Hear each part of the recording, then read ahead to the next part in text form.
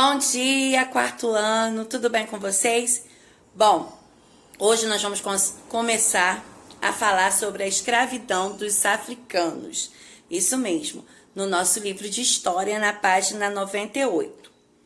Bom, desde o começo da colonização, os portugueses já traziam para a colônia africanos para trabalhar. Lembram que eu falei para vocês que os africanos vieram como escravos para trabalhar na cana-de-açúcar, no engenhos da cana-de-açúcar, fazendo açúcar, né? A tia colocou até um vídeo para vocês. Então, a população africana escravizada também foi levada às regiões de Minas para trabalhar na extração de ouro e diamantes. Eles também trabalharam lá. Ao longo do século XIX, houve um grande crescimento econômico com a expansão do cultivo do café no Rio de Janeiro e em São Paulo. A mão de obra era escrava. Então, quem trabalhava para plantar o café eram os escravos. Para colher, para fazer tudo, aquele processo todo, também eram os escravos. Então, eles não pagavam, né, as pessoas para trabalharem, porque eles compravam os escravos para trabalhar para eles. Bom, em 1850, quando foi proibido o comércio de africanos para o Brasil, muitos fazendeiros passaram então a comprar pessoas escravizadas de outras regiões. Então chegou algum tempo que eles não poderiam mais ir lá na África comprar escravos. Então eles compravam de pessoas que moravam aqui mesmo, perto deles. E aí, vamos falar um pouquinho como que eram trazidos os africanos para cá?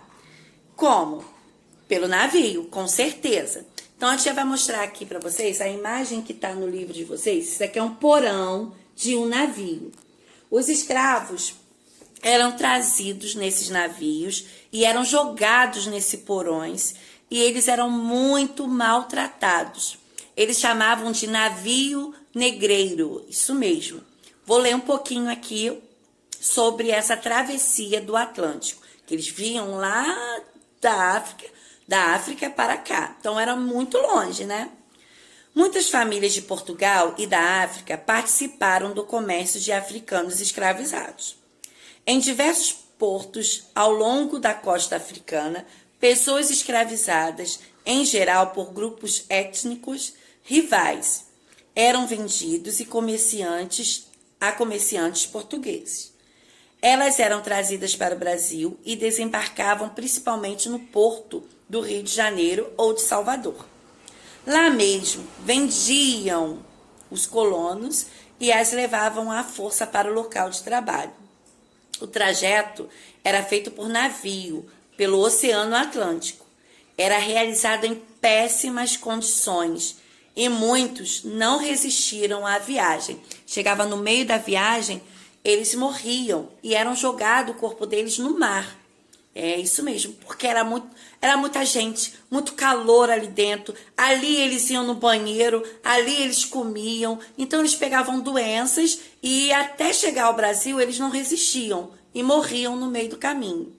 É desumano a gente falar isso, mas é a realidade que acontecia com essas pessoas. O comércio de pessoas escravizadas enriqueceu muitos comerciantes portugueses e também diversos africanos que viviam da venda dessas pessoas. Então, era isso mesmo. As pessoas vendiam os africanos como se fosse uma mercadoria, como se eu fosse vender essa caneta. Não tinha valor. A vida de um ser humano não tinha valor. Eram vendidos, né? E é muito triste a gente pensar numa situação dessa. Mas foi uma situação que ocorreu aqui no nosso país, né? No Brasil, naquela época. Bom, aí depois a gente vai ler mais coisas sobre eles. E a gente vai ler na página agora 102. As condições de vida da população escravizada. Como que eram as condições deles? Eles vinham para cá, e aí? Eles trabalhavam muito, né? Entre os séculos 16 e 19, milhões de mulheres, crianças e homens negros foram trazidos da África em navios negreiros, como a tia mostrou para vocês. Eles vieram escravizados para trabalhar nos engenhos de açúcar, na mineração e mais tarde no cultivo do café. No período de crescimento das lavouras cafeeiras e tráfico de africanos escravizados se intensificou. Nessas viagens, os africanos eram submetidos a condições desumanas. Pequenas revoltas, ataques a feitores e mortes eram comuns. Então a gente pode pensar assim, tia, mas os africanos aceitavam isso tudo? Eles não lutaram? Sim, eles lutavam. Alguns lutavam. Tanto que alguns fugiam e iam para os quilombos. Lembra que eu falei que a gente já estudou isso? Os quilombos que ficavam dentro da floresta, das florestas, que eles se escondiam lá, porque alguns conseguiam fugir. Os escravizados nunca aceitaram passivamente a escravidão, eles lutaram. Ao desembarcar nos portos das áreas coloniais, essas pessoas eram vendidas a proprietários de terras, que as escravizavam. Eles eram, portanto, obrigados a trabalhar para esses proprietários sem direito a nenhuma remuneração. Eles não ganhavam nada.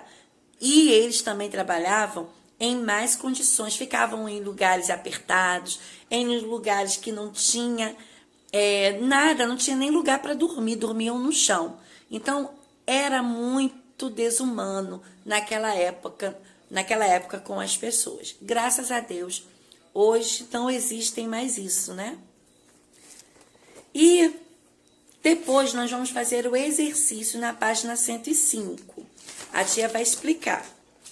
Escreva sua opinião sobre os anúncios do jornal da página 100 que nós vamos ler. Você acha a publicação deles correta? Como você imagina que se sentiam essas pessoas anunciadas? E o número 2 é para a gente pesquisar em dicionários o significado das palavras banzo, mucama e quilombos. Então, a gente vai pesquisar e vai escrever. Somente esses 2 exercícios, tá bom? Um grande beijo da tia Dani.